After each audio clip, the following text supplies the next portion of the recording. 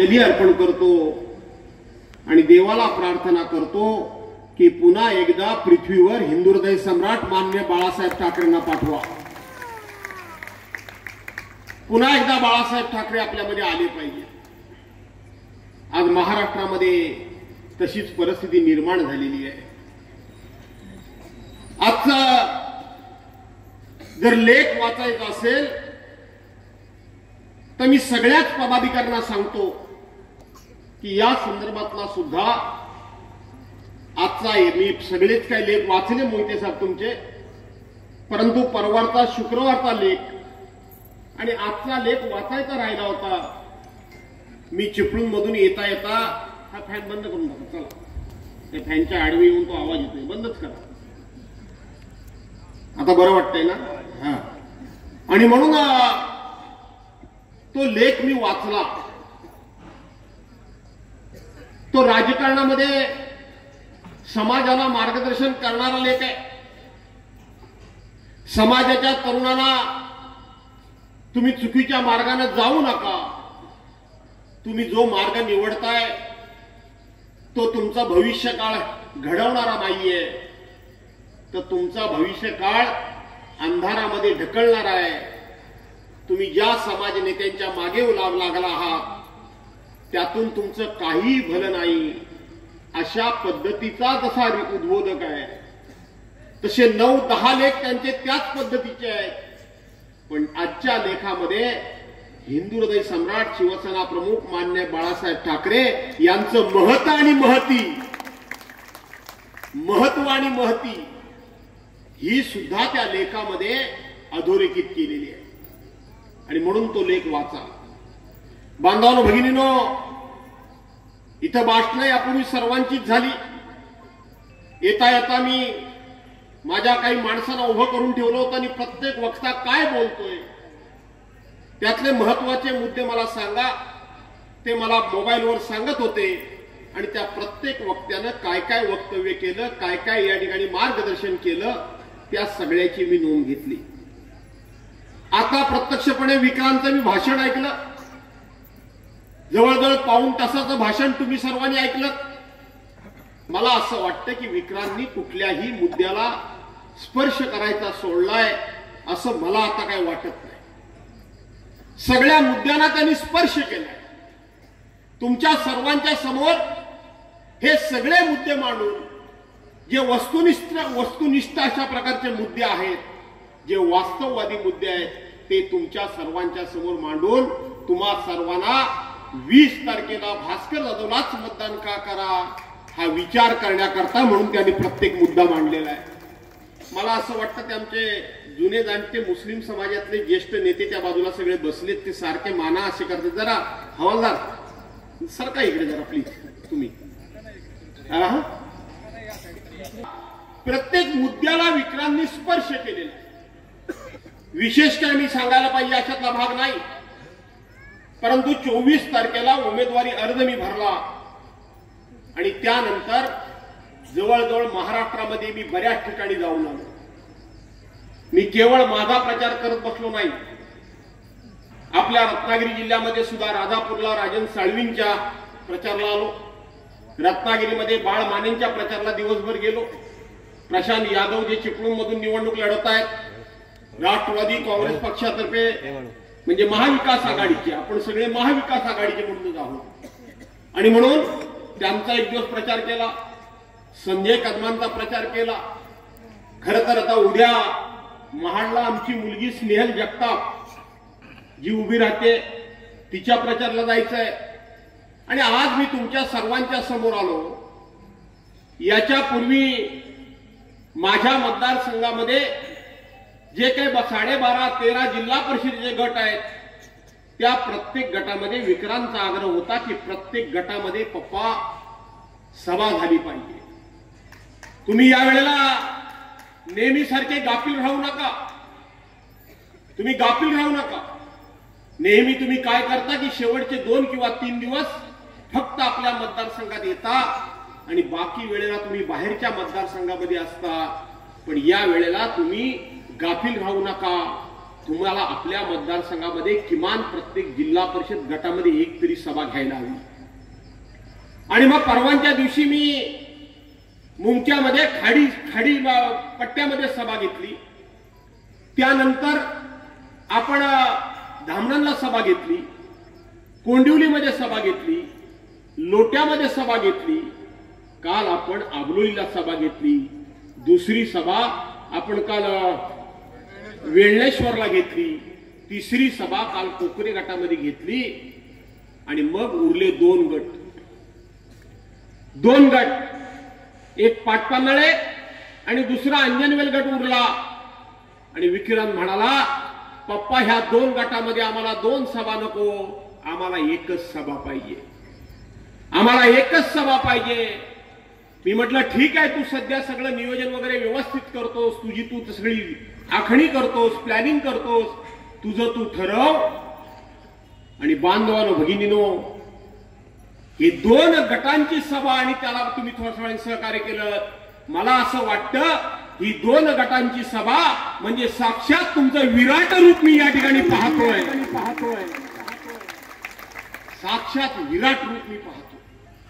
हे कसं होऊ शकतं? ही एवढी गर्दी कशी उभी राहू शकते? विक्रांतला काळजी एवढीच वाटली की आपल्या बापानं 2.5 वर्षापूर्वी शिवसेना फुटल्यानंतर पक्षप्रमुख उद्धव बाळासाहेब ठाकरे यांचा विश्वासघात झाल्यानंतर अनेकांना अंगावर घेतलंय.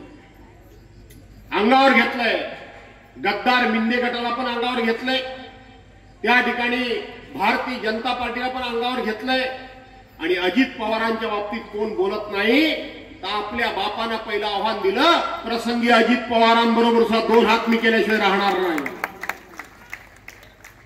आणि प्रत्येक आमदारांच्या मतदारसंघामध्ये जाऊन मग कधी हिंगोलीला गेलो, कधी नाशिकला गेलो, कधी ठाण्यामध्ये गेलो, ज्या ठिकाणी गेलो त्या ठिकाणी, कधी कोल्हापूरला गेलो, जिथे कुठे गेलो त्या ठिकाणी प्रत्येकाचा समाचार आपल्या बापानं घेतलेला आहे. आणि म्हणून हे सगळे मिळून निवडणुकीमध्ये आपल्या बापसाला चारी बाजूने घेरल्याशिवाय राहणार नाही, चारी बाजूने घेरल्याशिवाय राहणार नाही. आणि म्हणून पप्पा तुम्ही गाफील राहू नका, तुम्ही दुर्लक्ष करू नका, तुम्ही बाहेर फिरत राहू नका. प्रत्येक जिल्हा परिषद गटामध्ये एक तरी बैठक तुम्ही घ्या, हा आग्रह धरला. आणि आग्रह धरल्यानंतर आज मी या ठिकाणी आलोय. आज संपूर्ण महाराष्ट्रामध्ये मी लढतोय. मला सुरुवातीला तुम्हाला सर्वांना सांगितलं पाहिजे, मी एवढ्या करता लढतोय की ज्या दिवशी उद्धव बाळासाहेब ठाकरे यांना 22 जून 2022 रोजी या गद्दारांनी त्या मुख्यमंत्री पदावरून खाली ओढलं, तो क्षण मी बघितलाय. उद्धव साहेबांच्या प्रचंड अशा पद्धतीचं मोठं ऑपरेशन झालं होतं. महाराष्ट्रामध्ये कोरोनाचं संकट पूर्ण संपलं नव्हतं. त्या कोरोनातून उद्धव साहेब महाराष्ट्राला बाहेर काढण्याकरता म्हणून आपलं ऑपरेशन लांबणीवर टाकत होते. आणि ज्या वेळेला बऱ्यापैकी हा कोरोनातून महाराष्ट्र बाहेर आला, त्यावेळेला उद्धव साहेबांनी स्वतःच्या पाठीवर कण्यावर शस्त्रक्रिया करून घेतली, ऑपरेशन करून घेतली. आठवतंय तुम्हाला? त्यावेळेला उद्धव साहेबांनी एक मुलाखत दिली होती. 80 तासामध्ये माझ्या अंगावर साधी बसलेली माशी सुद्धा मला कळत नव्हती.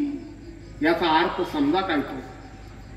अर्थ समजा फार गंभीर परिस्थिती होती, धोक्याची परिस्थिती होती. आणि त्याच वेळेला विरोधक देव पाण्यामध्ये बुडवून बसले होते की बरं झालं आता उद्धव साहेब उठू शकणार नाही. उद्धव साहेब आता उठणं कठीण आहे. अर्थ समजून घ्या, उठणं कठीण आहे. आणि जर महाराष्ट्राचा मुख्यमंत्री जर उठला नाही तर आपोआप हे सरकार बरखास्त होणार आहे, हे सरकार गडगडणार आहे. आणि आपोआप आम्हाला सरकार स्थापन करण्याची संधी मिळणार आहे. ते वाट बघत होते की उद्धव साहेब उठूच नाही. परंतु आई जगदंबेचा आशीर्वाद, मासाहेब आणि बाळासाहेबांचा आशीर्वाद, हळूहळू उद्धव साहेब हालचाल करायला लागले. हालचाल करता आधार घेऊन ते उठायला लागले, बसायला लागले. आधार घेऊनच ते बसत होते आणि त्याच वेळेला ते हळूहळू हळूहळू हळूहळू महाराष्ट्राचा कारभार करायला लागले. ते महाराष्ट्राचा कारभार करायला लागले आणि मग विरोधकांच्या पायाखालची वाळू घसरली. आता उद्धव बाळासाहेब ठाकरे उठायला लागले, ते मुख्यमंत्री म्हणून कारभार करायला लागलेत. आता आपल्याला सरकार कसं मिळेल, आता सरकार आपल्या कसं ताब्यात येईल.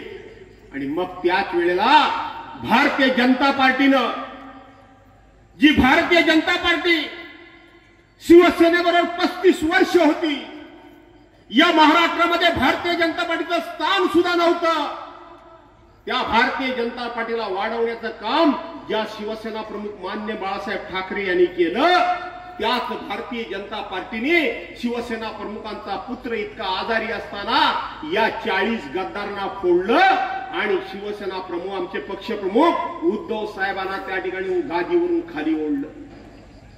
त्यांना मुख्यमंत्री पदावरून पाय उतार केलं. मी तो प्रसंग पाहिलाय, मी बघितलाय, तुम्हालाही आठवत असेल. 22 जूनला ज्या वेळेला वर्षा बंगला, मुख्यमंत्र्यांचा वर्षा बंगला उद्धव साहेबांनी सोडला, गाडीमध्ये बसले, त्यावेळेला उभा महाराष्ट्र ढसा रडत होता. एका प्रामाणिक माणसाला, एका साध्या सोप्या माणसाला, एका निष्कपट माणसाला विश्वासघाताने यांनी आज गादीवरून बाहेर टाकलं. आणि आज ते मातोश्रीकडे चालत चालले. धो धो पाऊस पडत होता. आठवा ती रात्र. त्याही दिवशी मी उद्धव साहेबांबरोबर होतो. राज्यपालांच्या बंगल्यावर उद्धव साहेब राजीनामा द्यायला गेले, त्याही वेळेला मी उद्धव साहेबांबरोबर होतो. हे मी सगळं बघत होतो. आणि बघत असताना मी ही सगळी परिस्थिती बघितली आणि त्या दिवशीच मी ठरवलं, जे काय व्हायचं ते होईल, जे काय संकट भोगावं लागेल ते भोगायचं, जे काय प्रसंग येतील त्यांना सामना करायचा. पण ज्यांनी माझ्या पक्षप्रमुखाला या राजगादीवरून खाली ओढलं आणि स्वतःच्या गादीवर बसले, त्याला खाली ओढेपर्यंत गप्प बसायचं नाही, लढायचं नाही.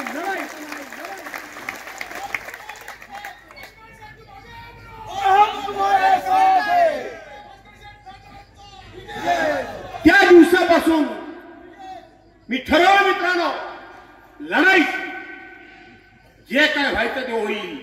तुम्हाला अभिमान वाटत असेल, त्या दिवसापासून भास्कर लढतोय ना, का नाही लढत आहे? मला तुमच्याकडून आज शब्द पाहिजे, गप्प बसू नका. होय किंवा नाही, काही असेल ते सांगा. आपण लढतोय ना? महिलांनी पण माझ्या बोललं पाहिजे. आज आपण लढतोय, स्वतःच्या स्वार्थाकरता लढत नाही.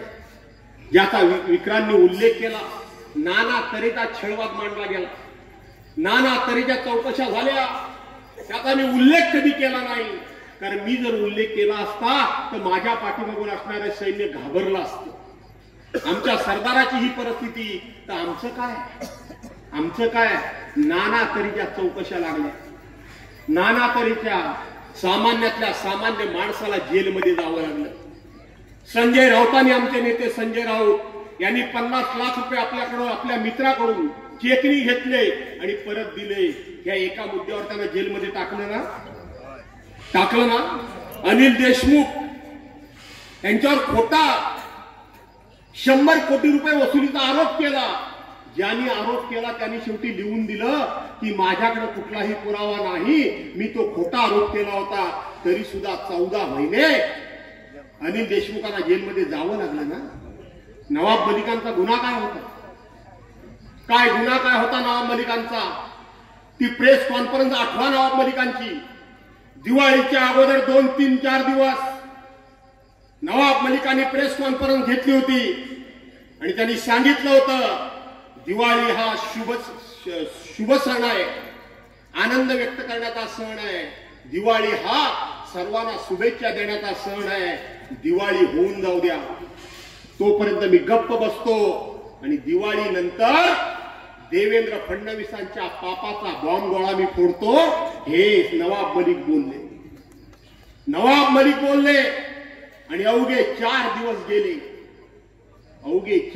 गेले आणि नवाब मलिकांना जेलमध्ये जावं लागलं. कुठल्या गुन्ह्याखाली माहिती आहे तुम्हाला? नवाब मलिकांच्यावर गुन्हा लावला की 1993 साली मुंबईमध्ये बॉम्बस्फोट झाले आणि त्या बॉम्बस्फोटाचे आरोपी त्यांची जमीन वगैरे दाऊद इब्राहिमची वगैरे त्यांची जमीन वगैरे ही नवाब मलिकांनी घेतली आणि नवाब मलिक त्यांचे भागीदार आहेत, ते देशद्रोही आहेत अशा प्रकारचा आरोप केला आणि त्यांना जेलमध्ये टाकलं. जेलमध्ये टाकलं. जवळजवळ 2 वर्ष ती जेलमध्ये सडली. त्या नवाब मलिकांकरता मी अनेक वेळा संघर्ष केला. घाबरलो नाही मी प्रश्न विचारला राज्यकर्त्यांना. अरे मुंबईमध्ये बॉम्बस्फोट झाले 1993 साली, त्यानंतर 95 साली तुमचं सरकार आलं, केंद्रामध्ये 96 साली तुमचं सरकार आलं, पुन्हा 2014 साली तुमचं केंद्रामध्ये सरकार आलं, पुन्हा तुमचं 2014 साली महाराष्ट्रामध्ये सरकार आलं. इतके वर्षामध्ये 93 ते 2022 पर्यंत तुम्हाला हे नवाब मलिक बॉम्बस्फोटातल्या आरोपींचे साथीदार होते हे तुम्हाला दिसले नाहीत काय? हे तुम्हाला कळले नाहीत का? 26-27 वर्ष तुम्ही त्या माणसाला देशद्रोहाच्या गुन्ह्याखाली आतमध्ये टाकलात. तुमची सरकार येऊन गेली, त्यांनी 4-5 वेळा निवडणुका लढवल्या, ते निवडून आले, ते 2-2 वेळा मंत्री झाले, तुम्ही त्याला या गुन्ह्याखाली आत टाकता. मी मी मी मी नवाब मलिकांची तळमळ बघितली, मी नवाब मलिकांचं दुःख बघितलंय. ते माझे मित्र आहेत, मला सांगताना कमीपणा वाटत नाही. सभागृहामध्ये त्यांची बाजू घेऊन कोणी राष्ट्रवादीवाला बोलत नव्हता, पण भास्कर जाधव बोलत होता. त्यांचं मी दुःख बघितलंय. त्यांनी सांगितलं नवाब मलिकांनी की मला कुठल्याही गुन्ह्याखाली मोहन त्यांनी सांगितलं आत टाका, कायमचा जेलमध्ये मला सडवा, तुम्हाला वाटलं तर मला फाशी द्या, पण मला तुम्ही मी केवळ मुसलमान आहे म्हणून मला देशद्रोही ठरवू नका, मला देशद्रोही ठरवू नका. काय त्या माणसाच्या वेदना मी जवळून बघितल्या. मला फाशी द्या, पण मला मी मुसलमान आहे म्हणून मला देशद्रोही ठरवू नका. त्यांनाही 2 वर्ष जेलमध्ये राहावं लागलं. आज अजित पवारनी त्यांना पाठिंबा दिल्याबरोबर ते बाहेर आले. ते बाहेर आले. या सगळ्या पार्श्वभूमीवर भास्कर जाधव यांच्यावर तुटून पडतोय. त्याला आत तरी टाकला नसता असं वाटतं तुम्हाला? माझ्या चौकशा झाली नसतील असं तुम्हाला वाटतं? ED, CBI, NIA, income tax, आणखीन काय काय ते आहे का आहे ना, ते सगळ्या बाजूनं शोधकाम केलं नसेल असं वाटतं तुम्हाला? सगळ्या बाजूनं शोधकाम केलं, पण तुम्हाला अभिमान वाटेल की भास्कर जाधववर एवढाही भ्रष्टाचाराचा आरोप कोण करू शकला नाही. एवढाही भ्रष्टाचाराचा आरोप कोण करू शकला नाही. हा अभिमान तुम्हाला वाटतो का नाही वाटतो? अरे माझ्याकडे नैतिक अधिष्ठान आहे, नैतिक अधिष्ठान आहे. मला माहित आहे मी गुन्हा केलेला नाही, मला माहित आहे मी भ्रष्टाचार केलेला नाही. त्यामुळं यांच्या विरोधात लढताना तुमचा भास्कर जाधव कधी डगमगला नाही आणि कधी घाबरला नाही. आणि म्हणून विक्रांत मला विश्वास होता की आजही समाजामध्ये प्रामाणिकपणा, चांगुलपणा आणि चांगल्या गोष्टीला चांगला म्हणणारी माणसं आजही समाजामध्ये आहेत. मला माहित होती की मला चारी बाजूने घेरण्याचा प्रयत्न केला तरी माझी जनता माझ्याबरोबर उभी राहिल्याशिवाय राहणार नाही. हा माझा अंदाज खरा ठरलाय ना? खरा ठरला. गुरुजी मी त्या दिवशी सांगितलं जर मला निवडूनच द्यायचं असेल, फक्त मला निवडून देऊ नका, मला निवडूनच जर द्यायचं असेल तर मला नुसता निवडून देऊ नका, किमान या सगळ्या शक्तीच्या विरोधात, या सगळ्या ताकदीच्या विरोधात 50,000 मतांच्या मतानं मला निवडून द्या. द्याल ना? किमान 50,000 मतं मला जास्त हवेत, सन्मानजनक पाठवा. त्या विधानसभेमध्ये गेल्यानंतर लोकांनी तुमच्या भास्कर जाधवकडे बघितलं पाहिजे उद्या महाविकास आघाडीच्या सरकारमध्ये. अरे हा बाहेर येऊन उगा डरकाळी फोडत नाही, याचे लोक ह्याच्या पाठीशी उभे आहेत म्हणून हा डरकाळी फोडतो. तर राज ठाकरे येऊन गेले, माझ्याबद्दल काही एक शब्द बोलले काय रे भावनो? बघितलं बोलले. काल मुख्यमंत्री आले. आज मला जास्त बोलायची इच्छा होती, विक्रांत पण जास्त बोलला त्यामुळे बोलत नाही. बोलू काय जरा कंटाळल्यावर नाही ना? मला खरंच आज जास्त बोलायची तुमच्याशी इच्छा आहे. सगळ्या विषयावर बोलू काय का बाळांनो? या हेदवीच्या सरपंच मोरे नको म्हणतात. आणि म्हणून बोललं पाहिजे. आज तुमचं काही निवडणुका होतील आणि जातील, पण काही मुद्दे इथं खुलासे झाले पाहिजे, खुलासे झाले पाहिजे, हे लक्षात घ्या. आणि म्हणून या ठिकाणी मुळामध्ये माझ्यासमोर कोण उभं राहत होतं काय? उभंच राहायला तयार नाही. पहिल्यांदा नेहमी निवडणूक आल्यानंतर पुढे उगवतात. एरवी 4.5 वर्ष गायब असतात ते नातू. बरोबर आहे का नाही? बघा तुम्ही, पूर्वी निवडून तुम्ही देत होता तेव्हा पण 4.5 वर्ष माडीवर, आणि मग आणि पुढचे 4 महिने निवडणूक आली की आले हळूहळू गाडीवर. असंच असायचं ना? असंच असायचं ना? का काही होतं का माय? कुठं काही दिसायचे काय? काही दिसायचे नाही. माडीवर निवडणूक आली की गाडीवर. ते मग पुढे आले, सारखे आले. मग ते पुढे पुढे नाचायला लागले, मला उमेदवारी मिळणार, मला उमेदवारी मिळणार. मग साड्या घेऊन आले. बरोबर आहे ना बायानो? साड्या घेऊन आले होते ना? साड्या घेऊन आले. कधी उष्टी हातान कावळं न आकारणारा हा माणूस, कोणाच्या लग्नात 5 रुपयाचं प्रेझेंट पॉकेट न देणारा हा माणूस. बरोबर आहे का नाही? साड्या घेऊन आले. झालं ही आमची नेत्राबाई ठाकूर, जिजाजी वर खाली वर खाली वर खाली. साहेब गडबड झाली. बोलो काय झालं? अहो माझ्या देखत माझ्या मतदारसंघातल्या महिला साड्या आणायला गेल्या.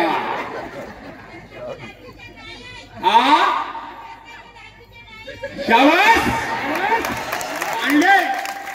ती पण दाखवायला आणले. ताई साडी आणले दाखवायला. म्हणून म्हटलं जरा बोलू ना तुमची शासबाराची वेळ. अरे साड्या आणायला गेले.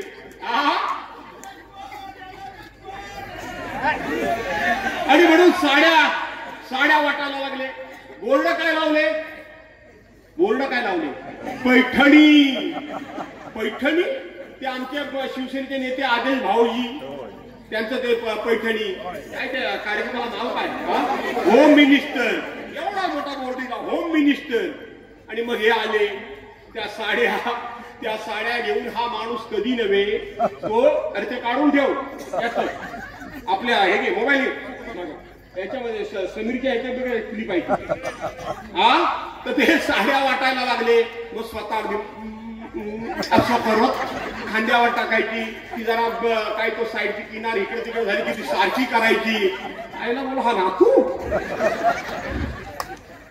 हा साड्या देतोय. झालं साड्या वाटेपर्यंत त्यांचे अध्यक्ष अरे तो निलेश सुरे काय पडतोस साला, तो काय त्याचं काय घेऊन घातलं तुम्ही. आणि म्हणून त्यांचे अध्यक्ष रावसाहेब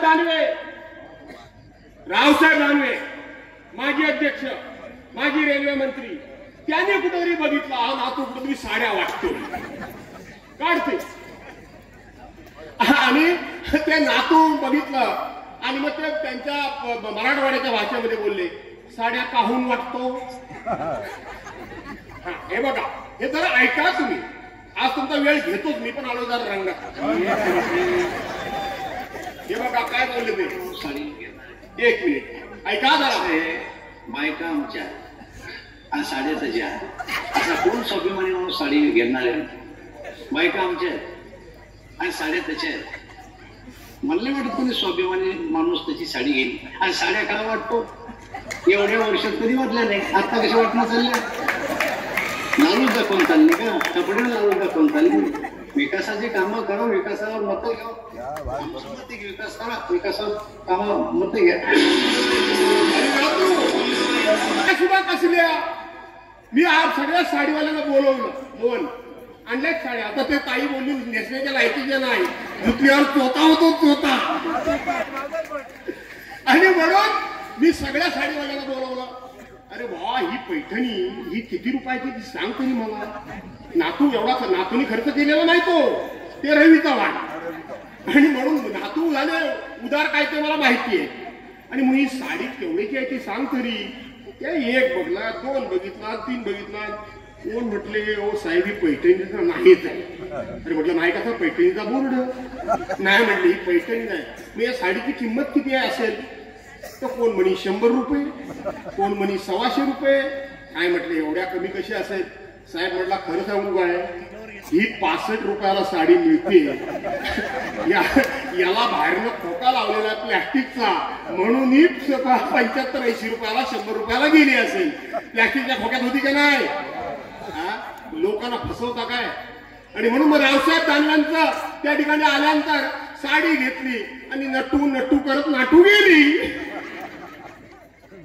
तोपर्यंत विपुल कदम आले की नाही? विपुल कदम आले. मग आता विपुल कदम आल्यानंतर शिवसेनेचे त्यांचे पदाधिकारी खुश झाले. म्हणजे नातू येऊन काय फायदा नाही, ताक पाणी. आता म्हणले हा विपुल कदम आलाय, आता विपुल कदम भरपूर आपल्याला पैसे देईल. ते खुश. तिकडनं 8-9 कार्यालय काढत आले म्हणजे भरपूर पैसा मिळेल. तो पण व्यापारीच आहे. त्यानं बघितला सगळं पाण्यात जाणार आहे, भास्कर जाऊ काय ऐकणार नाही. मग ते गेले. मग आता आमचे मित्र राजेश बेंडल आलेत ना. आता आमचे मित्र राजेश बेंडल आले. हे बेंडल म्हणजे पहिल्यांदा कुणबी समाज म्हणून मी समाजात उभा राहणार म्हणून सांगितलं. नंतर मी बळीराज सेनेकडनं उभा राहणार म्हणून सांगितलं. नंतर गेले तटकरे साहेबांना राष्ट्रवादी अजितदादा गटात वगैरे भेटायला. सगळ्या बातम्या आल्या ना अजित पवार गटातला होणार. दुसऱ्या दिवशी सकाळी बघतात ते एकनाथ शिंदेकडनं उभे. तिथंही आता राजेश बेंडल आलेले आहेत. मी राजेश बेंडलांच्या बाबतीत फार काय बोलणार नाही, पण नक्की त्यांच्या मुलाखतीबद्दल बोललाय. विक्रांत बोललाय, मुलाखतीबद्दल बोलणार आहे आणि नातूंबद्दल बोलणार आहे. आणि काल राज्याचे मुख्यमंत्री आले, एकनाथ शिंदे आले ना. ते काय म्हणाले? ते म्हणाले की एका आडीतली, आडी म्हणजे पूर्वी खाली आंबा टाकायचा, वरती पेंडा, खाली पेंडा, आंबे, परत पेंडा, अशी ती आडी तयार करायची. आता बॉक्स मध्ये भरतात, पेटीमध्ये भरतात, बरोबर आहे ना. आणि म्हणून त्या एका पेटीमध्ये एक आंबा जर पुसका निघाला तर तो बाकीचे आंबे नासवून टाकतो. असं कोण म्हणाले? झाले माझे पत्रकार मित्र ताबडतोब धावत गेले. कुठं? वेल्लेश्वरला मला गाठायला. हा कॅमेरा बिमेरा घेऊन. कुठे आमचा राजेश आहे तो, आमचा काय तो मंदार नाही, उमेश आहे लेले, मंदार लेले. उमेश माझा आहे ते गेले, मनोज लेले. ते असा माझ्यासमोर कॅमेरा धरली आणि मला म्हणाले की मुख्यमंत्री असं बोलले, नासका आंबा तुमच्याबद्दल बोलले, त्याचं तुम्ही काय उत्तर द्याल काय? मी त्याला म्हटलं अरे बाबांनो, त्याने माझं नाव घेतलेलं नाही, मला ते असं बोललेले नाही. ते नासका आंबा बोलत असताना बाजूला विनय नातू बसले होते.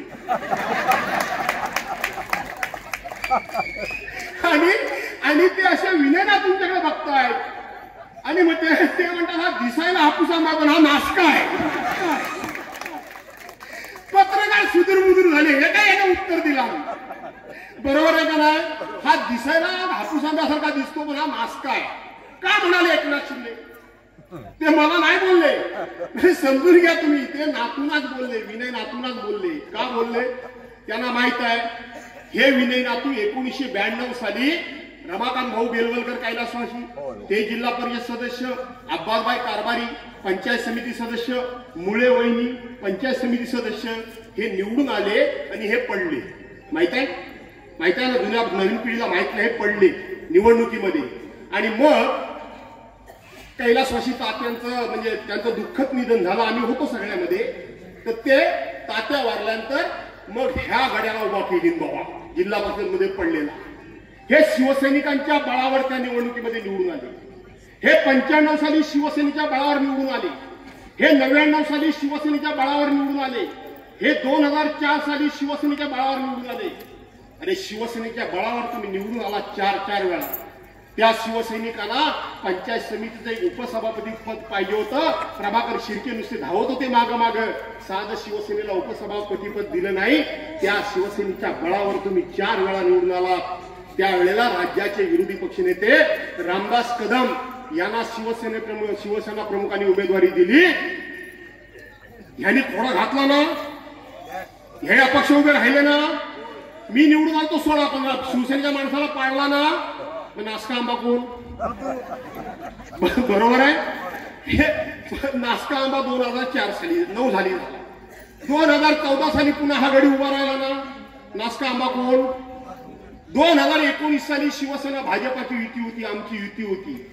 मी शिवसेनेला उभा राहिलो होतो. नातूनी माझं काम केलं? एकदा तरी माझ्या मिटिंगला आले? किती फोनाफोनी केली, काय काय केलं. भाजपाच्या बाबा भालेकर, यशवंतबाई, आमचे स्मिता धामनसकर आणि वगैरे यशवंतबाई बोललो. अंबाजी शेठ दाभोळकर बिचारे वारले. अशा ठराविक लोकांनी आणि बाकी कोणी चुकून काम केलं असेल. पण ह्या विनय नातूनी युती होती. हे युतीचा धर्म सांगतात. ह्यांना फक्त स्वार्थाचा धर्म माहिती आहे, युतीचा धर्म यांना कधी माहित नाही. आणि ह्यांनी मेसेज पाठवला, कमळ समजून घड्याळाचं बटन दाबा युती असताना. आणि या सगळ्या प्रवासामध्ये एकनाथ शिंदे हे उद्धव साहेबांच्या आणि बाळासाहेबांच्या सेनेतच होते की नाही. त्यामुळे आज ते नातू त्यांच्याबरोबर असल्यामुळे त्यांना डायरेक्ट काय बोलू शकत नाही. पण त्यांना माहिती आहे हा नासकाच आंबा आहे, हा नासका आंबा आहे. मला नाही बोलले, त्या विनय नातूलाच बोलले हा नासका आंबा आहे. दुसरं काय बोलले रे? काय ते नाही ते भाकरी करपली नंतर, पण आणखीन काहीतरी नातू बद्दल बोलले. ते सगळं नातूना बोलले.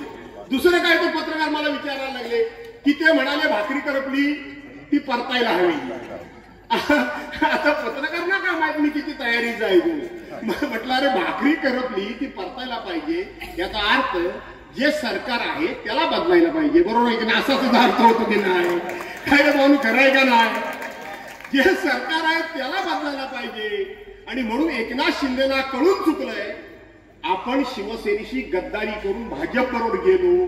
भाजप हा काही विश्वासाचा पक्ष नाही. आमच्या देखत सांगतात की देवेंद्र फडणवीस पुढचा मुख्यमंत्री. 2029ला आम्हीच फक्त पक्ष, आमचा एकटा पक्ष सत्ता आणणार. त्यामुळं आमची बहुतेक तिरडी ह्यांनी आताच उचललेली दिसते. त्यामुळं एकनाथ शिंदे सांगू शकत नाही की आमचं सरकार बदला. त्याने तुम्हाला इशारा केलाय की ही भाकरी करपली ती पलटा आणि आमचं सरकार घालवा आणि महाविकास आघाडीचं सरकार आणा. आता महाविकास आघाडीचं सरकार आणाल का नाही तुम्ही? महाविकास आघाडीचं सरकार आणा असं त्यांनी सांगितलं. दुसरं काय ते बोलले, तुम्हाला नकलाकार माणूस हवाय का कामाचा माणूस हवाय? नकलाकार म्हणजे मी. बरोबर आहे का नाही? आता मला सांगा, त्यांच्या बाजूला राजेश बेंडल उभे होते. फोटो काढून बघा काय नक्कल आहे राजेश बेंडलांची. बिचारा उभा आहे का झोपलाय तोच कळत नाही. बघा तुम्ही, उभा आहे का झोपलाय तोच कळतच नाही. आणि म्हणून काम करणारा माणूस कोण पाहिजे? तर काम करणारा त्यांनी इशारा केलाय. त्यांनी माझं नाव कसं घेणार? प्रचारला त्यांचे आले ना. मी काम करणारा माणूस आहे का नाही? आहे का नाही? एकाच असं गाव सांगा की ज्या गावामध्ये मी विकासाचं काम केलं नाही. एकाच दुसरं काम राहिलं असेल पण गाव कुठला चुकलेला नाही. कुठलाही चुकलेला नाही. आणि म्हणून नक्कल करायला अक्कल लागते. बरोबर आहे? आता मी भाषण करतोय, नुसतं भाषण वाचल्यासारखं केलं तुम्हाला बरं वाटेल का? आता जरा मी तुम्हाला हसवतोय की नाही? मग माझं भाषण तुम्हाला आवडतंय का नाही? मग नक्कल केली म्हणून हसताय का नाही? आणि म्हणून एकनाथ शिंदेने तुम्हाला सर्वांना सांगितलंय की नकला करणारा पण भास्कर जाधव आहे आणि काम करणारा पण भास्कर जाधव आहे. त्याला निवडून द्या. त्यांना मला निवडून, म्हणजे मी तुमचं काम पण करीन आणि तुम्ही दमला भागला की तुम्हाला नक्कल करून जरा मनोरंजन पण करीन की नाही करीन? पण आता हे माझी टिंगल टावाळी करतात नातू तू ना. परशुराम आहेत काय? 2009 साली पद्मश्री आठवत असेल, पहिल्यांदा आपण गेलो 2008ला मलनच्या साळीवाडी. ठाण्यातला सगळा आता पडला बंद झाला हे लक्षात ठेवा. का? परवाच्या दिवशी नातूनी दिलेली मुलाखत बघा. सगळ्या समाजाच्या लोकांनी नातूनी दिलेली मुलाखत बघा. अत्यंत विषारी मुलाखत आहे नातूंची, अत्यंत विषारी. मी माझ्या आयुष्यामध्ये अशी विषारी केली नाही. बोलण्याच्या भाषेखाली समाजामध्ये वाद लावायचा हेतू आहे त्यांचा. कुणबी विरुद्ध मराठा अशा प्रकारचा वाद लावण्याचा डाव आहे त्यांचा. बघा मी तुम्हाला सांगतो, निवडणुका होतील आणि जातील. कोण हारेल कोण जिंकेल याची पर्वा करण्याची गरज नाही. पण गावगाडा हा अनेक जातींनी एकत्र गाव येऊन तो गावगाडा चालतो. बरोबर आहे ना? तर नाही बरोबर आहे? आणि म्हणून हे वाद लावायला बसलेत. विनय नातूंचं पाप आहे. विनय नातूंच्या मनामध्ये पाप आहे की विनय नातूंना कळतंय की आता मला मिळालं नाही, आता कोणालाही मिळता कामा नये. विनय नातूंनी भाजप पक्ष तर संपवलाच, विनय नातूंनीच संपवला. हे जिल्हाध्यक्ष होते, काय त्याला रक्षा करता येईल? काही केलेलं नाही. मी निवडणूक आलो की माझा फक्त विचार करा, बाकी कोणाचा नाही. अरे ओबीसी बद्दल एवढं जर तुम्हाला प्रेम आलंय, ओबीसी बद्दल एवढं तुम्हाला प्रेम आलंय, तर तो कोण त्यांचा उमेदवारी अर्ज मागे घेतलेला? हा संतोष जैतापकर. तुम्हाला उमेदवारी मिळत नाही, मग तुम्ही त्या संतोष जैतापकरचं का नाव फोडवाय केलं? ओबीसी बद्दल तुम्हाला प्रेम नाही, तुम्हाला फक्त तुमचा स्वार्थ कळतो, बाकी काही कळत नाही. समाजा नातूंबद्दल मी एवढं कधी बोललो नव्हतो. समाजाबद्दल. आणि कुठल्या हाताने आमच्या बहिणींच्या अंगावर साडी घालता तुम्ही? कुठल्या अंगावर हाताने घालता तुम्ही? तात्यांचं सांगता आम्हाला, तात्यांचे संस्कार आमच्यावर आहेत. तो तुमचा काळ्या चोचीचा पोपट कोण? काळ्या चोचीचा पोपट. अरे तुम्ही बाजूला बसता. तो निलेश सुर्वे, या भाजपचा अध्यक्ष निलेश सुर्वे इतक्या माझ्या विरोधात मुलाखती देतो सकाळ संध्याकाळ. माझं वय काय, तुझं वय काय? तुझ्या वडिलांच्या वयाचा माणूस मी. नुसतं एकेरी नावानं अरे तुरे करत असतो. हे तुमचे संस्कार? तात्यांनी तुम्हाला हे संस्कार शिकवले? पण तुम्ही विनय नातूंनी संस्कार मात्र निलेश सुर्वेवर केले. तात्यांच्या बरोबर काम केलेली जुनी जाणती माणसं जरा विनय नातूंच्या कडेला बसा. ते जर कोणी असला तर आता कोणची नावं घेतोय ते तुमच्या लक्षात येईल. अरे विश्वनाथ जरा इकडे ये. अरे विश्वनाथ, तात्यांच्या बरोबर काम केलेली माणसं. अरे विश्वनाथ. अरे गणपत कुठे आहे? गणपत तात्यांच्या बरोबर काम केलेली माणसं. अरे अशोक तू दिसलाच नाही बरेच दिवस. तुमच्या आता केले काम नावं लिहून आणलीत. नावं जरा वाचतो, थांबा वाचू काय? अरे तुकारामा तू काय त्यांच्या पाचवीच्या घुगऱ्या खाल्ल्यास? हा असं खरंय का नाही मुळे भाऊ? अहो हा विनय नातू आज मी पहिल्यांदा अहो हा म्हणतोय. मी यांना नेहमी अहो जाऊ बोलतो. हे विनय नातू, माझं वय किती आहे? 68. आणि ह्याचं वय किती झालं टोकण्याचं? माझ्यापेक्षा 22 वर्षांनी कमी नक्की असेल सभागृहामध्ये. अरे भास्कर जरा तू एक काम कर. हा काय म्हणताय साहेब? नातू साहेब काय म्हणताय? एक भास्कर काम कर. हे अरे तुरे बोलणारे हे संस्कार यांच्या कार्यकर्त्यांच्यावर झालेत. संस्कार यांच्या कार्यकर्त्यांवर झालेत.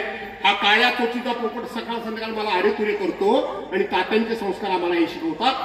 तात्यांचे हे संस्कार त्या निलेश राणेंनी, नाव घेत नाही मी त्याचं, निलेश राणेंनी या इथं येऊन माझ्या आई बहिणीबद्दल वापरलेले शब्द तुम्ही ऐकलेत ना? आहेत ना तुमच्याकडे क्लिपा? या तिथं जातीत आहे गेले नासका आंबा हसत होते. मग त्यांचे लोक समर्थन करायला लागले. नाही त्याचं असं झालं, तो नेमका काय बोलणार ते विनयजींना माहीत नव्हतं. जरूर माहीत नव्हतं असं मी मान्य करतो. पण त्याच्यानंतर त्यांच्या तालुका अध्यक्षांनी, त्यांच्या जिल्हा अध्यक्षांनी, स्वतः विनय नातूंनी त्या ठिकाणी प्रेस कॉन्फरन्स घेऊन, मुलाखती घेऊन त्या भाषेचं समर्थन केलं. हे तात्यांचे संस्कार तुमच्यावर. अरे हिऱ्याच्या पोटी गारगोटी जन्माला आलात तुम्ही, गारगोटी हे संस्कार. आणि त्या हाताने माझ्या बहिणींच्या अंगावर तुम्ही साडी घालता. त्या हाताने ज्याने घेतलेली आहे साडी. मी भाऊ म्हणून तुम्हाला सांगतो, मी तुमचा भाऊ आहे ना, भाऊ म्हणून सांगतो. त्या ठिकाणी ते शेतामध्ये डुकरं येऊ नये, भेकरी येऊ नये, ससे येऊ नये आणि शेत खाऊ नये, माहितीये ना, त्याच्याकरता बांधतो ना. तिथं पडदा बांधा. पुढच्या दिवाळीला भास्कर जाधव तुम्हाला भाऊबीजेला साडी नाही, भास्कर जाधव देईल तुम्हाला. सन्मानाची असेल, निष्ठेची असेल, प्रामाणिकपणाची असेल आणि स्वतःच्या कष्टानं कमवलेल्या पैशाची असेल. कोणीतरी दिलेल्या पैशाची नाही, कोणीतरी साड्या आणून दिलेल्या त्यातल्या नाही. सुरतला जाऊन, गुवाहाटीला जाऊन, गोव्यात जाऊन, मुंबईमध्ये जाऊन 50 खोके, अरे 50 खोके, त्या 50 खोक्यातली नसेल तर हा तुमचा भाऊ स्वतःच्या कष्टाने आणून तुम्हाला साडी देईल, ती सगळ्यात तुम्हाला आनंदाची वाटेल, ती तुम्हाला अभिमानाची वाटेल. हा भाऊ तुमचा दिवाळीला देईल, 100% देईल. सांगणार काय ना, हे इलेक्शन करता वाटायला आले, बरोबर आहे. ही माझी बायको, म्हणजे माझीच बायको असं मी म्हणतो. ही माझी बायको इथं बसले. काय ग बायानो, मी 2007 साली इथे या तालुक्यात कामाला आलो. तिथपासून प्रत्येक हळदी कुंकताई मान आलो त्यांची, बरोबर आहे ना. प्रत्येक हळदी कुंकवाला प्रत्येक जिल्हा परिषद गटामध्ये नवीन नवीन गावात, या वेळेला वेळेश्वरला गेली तर पुढच्या वेळेला हेदवीला जाते, हेदवीला गेली तर पुढच्या वेळेला शिरला जाते. अशी माझी बायको येऊन वाण म्हणून तुम्हाला वाण देते की नाही देते, देते का नाही देते. अशी वर्षाला 5-10 हजार तिनं वाण वाटला. कधी आम्ही बोर्ड लावला भास्कर दादांचा, कधी भास्कर दादा वाण द्यायला आले, नट्टू जशी साडी टाकायला आली तशी आले. अरे स्वार्थ तुम्हाला, जर वाण खरोखर द्यायचं असेल तर ते वाण त्या सौभाग्यवतीचा सन्मान म्हणून केला पाहिजे, आलेल्या प्रत्येक बाईचा सन्मान केला. स्वार्थ कसला, स्वार्थ कसला ठेवता, याच्यामध्ये स्वार्थ ठेवायची काय गरज नाही. आणि म्हणून मित्रांनो, आणखीन एक गोष्ट सांगतो, आणखीन एक सांगायला हवी. दुसरे कुणबी समाजाचे नेते कृष्णाजी वणे, त्यांची क्लिप मी बघितली. कृष्णाजी वनेंची मी क्लिप बघितली. त्यांनी माझ्यावर आरोप केला. काय केला ते म्हणले, भास्कर जाधव यांनी आमच्या समाजाचं खूप नुकसान केलंय. भास्कर जाधव एका विशिष्ट समाजाचं काम करतात, म्हणजे फक्त मराठा समाजाचं काम करतात असं त्यांना म्हणायचंय.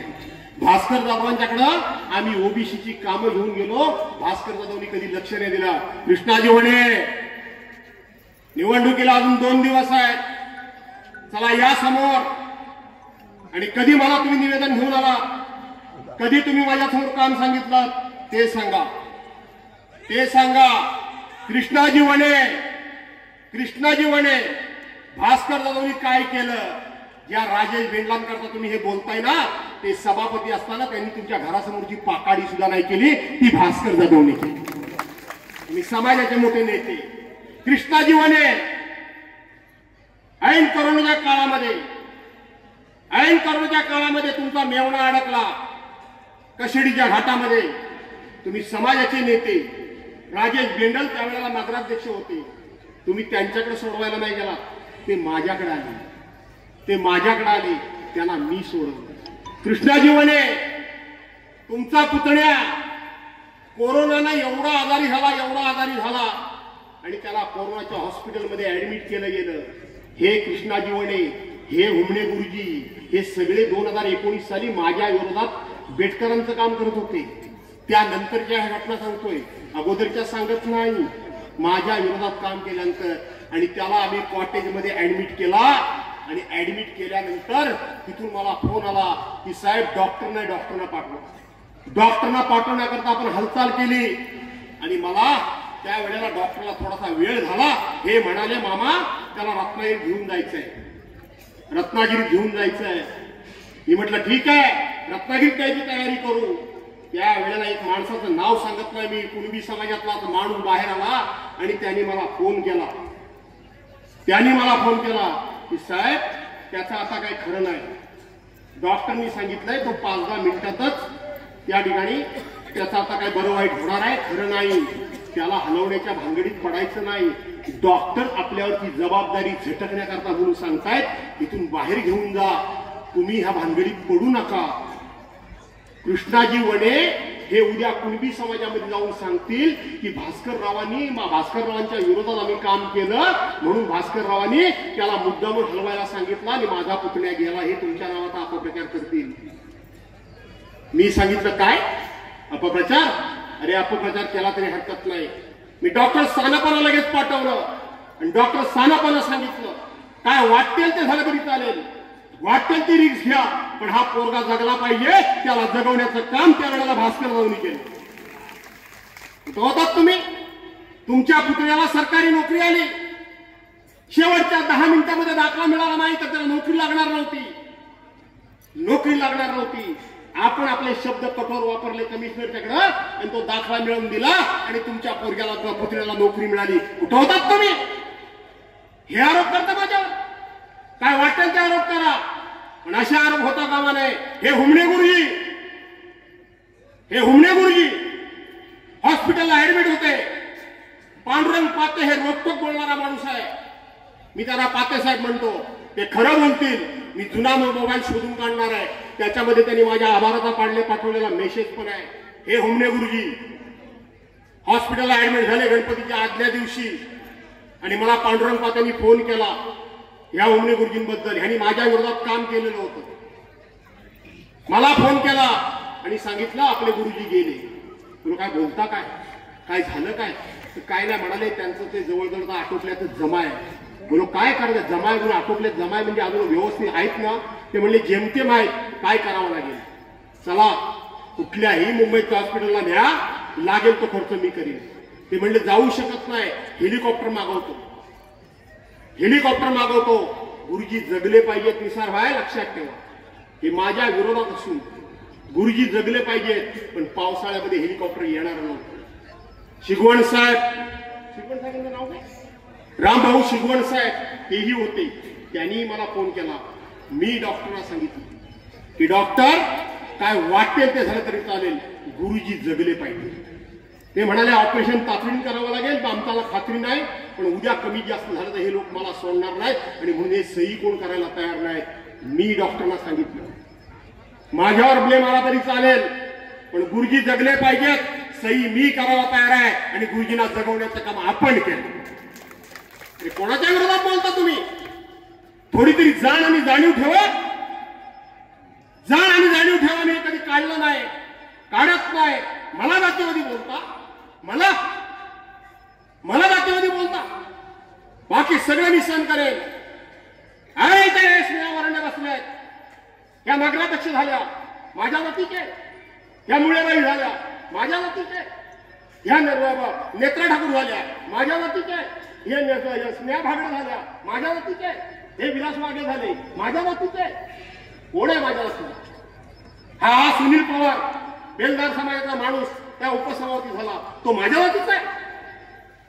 जाती निवडणुकीमध्ये जातीपातीचं राजकारण तुम्ही करता. मी मगाशी म्हटलं की निवडणुका होतील आणि जातील, पण समाजाचं विघटन होता कामा नये. माझ्या जातीचा कोण कोणाचं नाव घेऊ? तो सुरेश सावंत बौद्ध समाजातला माणूस माझ्या विरोधात निवडणूक लढवली, त्याला आपण उपसभापती केला. तो काय माझ्या जातीचा आहे? हा फक्त जातीचा फक्त सुनील जाधव एक मराठा समाजाचा फक्त उपसभापती केला 1 सव्वा वर्ष करता. त्यालाही न्याय नाही द्यायचा,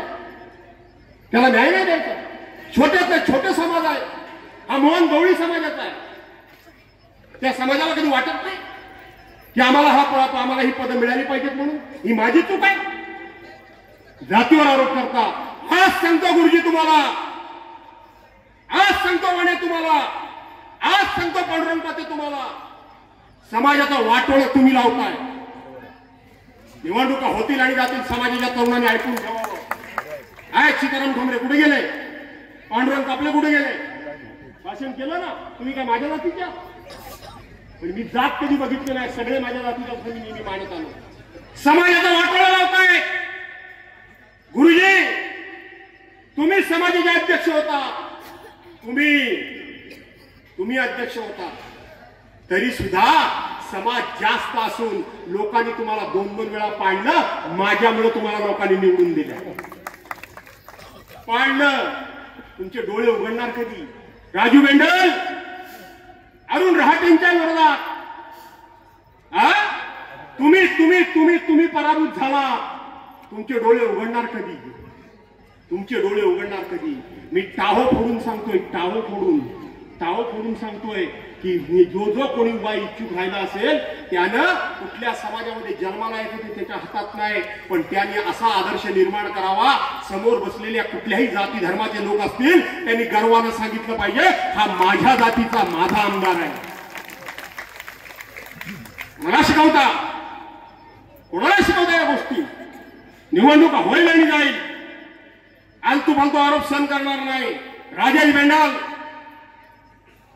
बेंडाल तुम्ही काय म्हणताय? तुमचं व्हिजन नि फिजन. 5 वर्ष तुम्ही जे पंचायत समितीमध्ये होतात, उपसभापती होतात, सभापती होतात, एक काम केल्याचं का गावात सांगत नाही? नगराध्यक्ष 5 वर्ष होते म्हणजे 10 वर्ष पदावर होते ना. सभापती म्हणजे आमदाराच्या नंतर सर्व अधिकार सभापतीला असतात. हा घडी कुठल्या गावात दिसला काय? दिसला? खरी गोष्ट आहे. ते काम सांगा कृष्णाजी वने त्यांचं, जातीचं बोलू नका. मी आज सांगतो ह्या राजेश बेंडलनी स्वतःचा घात कसा करून घेतला. पंचायत समितीला आम्ही यांना उभं केलं. ते पद्माशर आरेकर आहेत आणि प्रत्येकावर मी जबाबदारी दिली, कारण मी जिल्ह्याचा पालकमंत्री होतो. मला संपूर्ण जिल्हा फिरायचा होता आणि शेवटच्या दिवशी मी इथं आलो. इथं खाली गेलो नवानगरला. तिथं आम्ही स्वरांगी पड्याला नावाची भोई समाजातली एक मुलगी आम्ही उभी केली होती. मी तिथे गेलो, सगळे लोक एवढं तोंड पाडून चेहरा पाडून उभे होते. काय झालं म्हटलं, साहेब तुम्ही राजेश बेंडालांच्यावर जबाबदारी दिली, आम्हाला मदत तर काहीच केली नाही, पण साधी आम्हाला डमी मतपत्रिका सुद्धा दिलेली नाही. उद्या मतदान आहे. म्हटलं अरे काही झालं. मी ताबडतोब माणसं पाठवली, पण माझ्या लक्षात आलं होतं की आपला गेम गेला हातातून. आणि त्यानंतर हे सगळे निवडून आले आणि ह्याच ग्वादर बाजारच्या इथं मी थोडासा राजेश बेंडलवर चिडलो. मी चिडतो नेहमी. राजेश बेंडलवर चिडलो. का रे तुला म्हटलं काय काम करायचं? आता मी तेव्हा तुम्हाला जर काम आता उमेदवाराला अवजव बोललं पाहिजे, नाही तर उद्या समाजातले लोक आमच्या नेत्याला कमीपणा केला, अरे तू रे बोलले, असं भांडवल करतात. मी थोडा राजूभाऊ बेंडलांच्यावर भडकलो.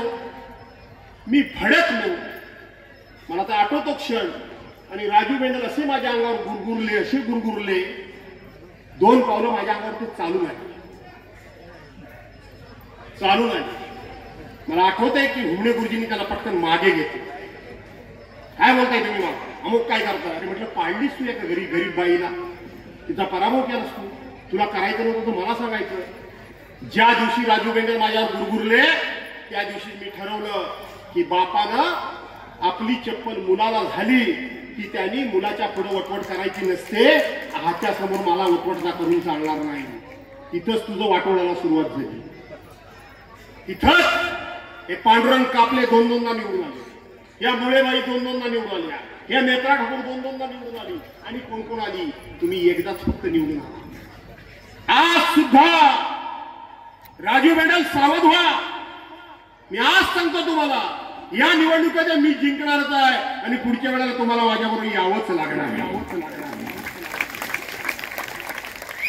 ज्यांनी म्हणून 1992 सालापासून माझ्या विरोधात निवडणूक लढवली सुधाकर भाऊ, ते पुढच्या निवडणुकीला माझ्याबरोबर आले. तुम हम साथ आहे. आता गेल्या वेळेला भेटकरांनी निवडणूक लढवली. विचार आहे मोहन. आता म्हणजे ते सुद्धा आता सांगायला आले. त्यांनी फोटो व्हिडिओ काढून दिलाय. भास्करराव हम तुम्हारे, तेव्हा राजू बेंडल तुम भी हमारे साथ आहात. दुसरा पर्याय काय नाही.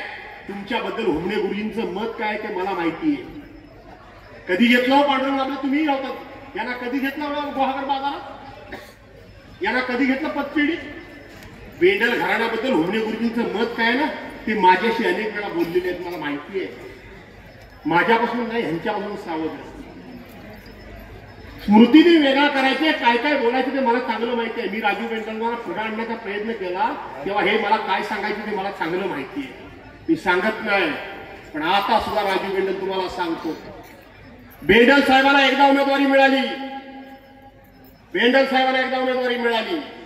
आणि बेंडल साहेबांना उमेदवारी मिळाल्यानंतर 88-89 ला लोकसभेची निवडणूक आली.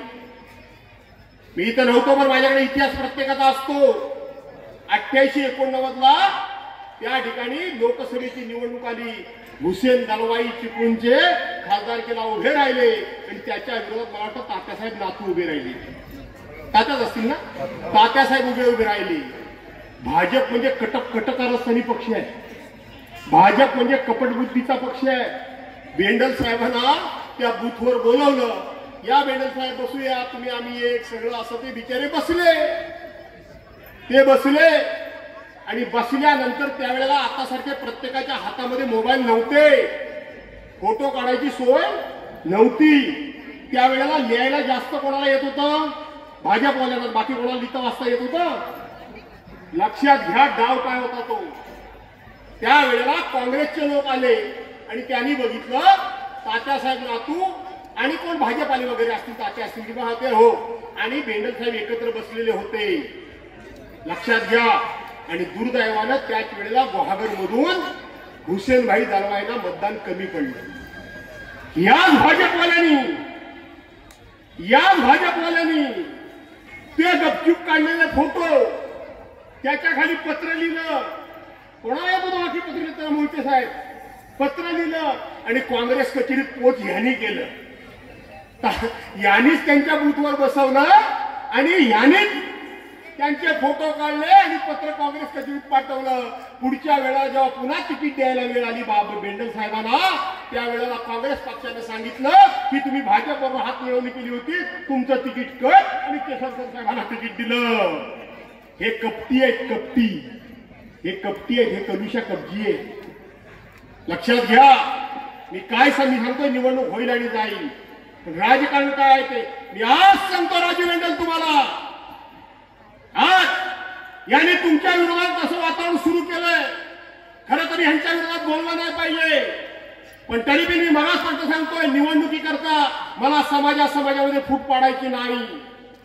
यांनी सांगायला सुरुवात केलंय की आज हे जर काँग्रेस ह्याचे बेंडलांचे प्रचार करणारे कुणबी समाजाचे नेते सांगत असतील की समाज म्हणून समाजाचा आमदार निवडून आणा, तर उद्या जर समाजाचा आमदार निवडून आणला तर ग्रामपंचायतीमध्ये आम्हाला कुठं स्थान आहे? पंचायत समितीमध्ये आम्हाला कुठं स्थान आहे? जिल्हा परिषदेमध्ये छोट्या समाजाला कुठं आम्हाला स्थान आहे? हे ह्यांनीच सुरू केलंय, मी नाही केलंय. मी जातीपातीच्या विरोधात नाही कोणाच्या. मी तर छोट्या समाजाला संधी देणारच आहे. आणि म्हणून राजेश बेंडल, तुमचा घात ठरलेला आहे. तुमच्या समाजाचे नेते तुमचा घास करणार आहेत आणि हे भाजपवाले सुद्धा तुमचा घात करणार आहेत. तुम्हाला ही निवडणूक झाल्यानंतर माझ्या बरोबरच यावं लागणार आहे. मी तुमच्या स्वागताला तयार आहे. पण ह्याला विचारू ना बाकी सर्वांना, कारण काही कामाचा नाही ना, बिनकामाचा. सभापती म्हणून काही काम केलं नाही, नगराध्यक्ष म्हणून काही काम केलं नाही, पण बघूया आपल्या तालमीत गडी आला तर काहीतरी करता येईल. आणि म्हणून मित्रांनो, भरपूर काही बोलण्यासारखं होतं आणि भरपूर काही बोललो. 9:15 वाजता आले. 20 तारखेला आपल्याला एक पवित्र काम करायचंय.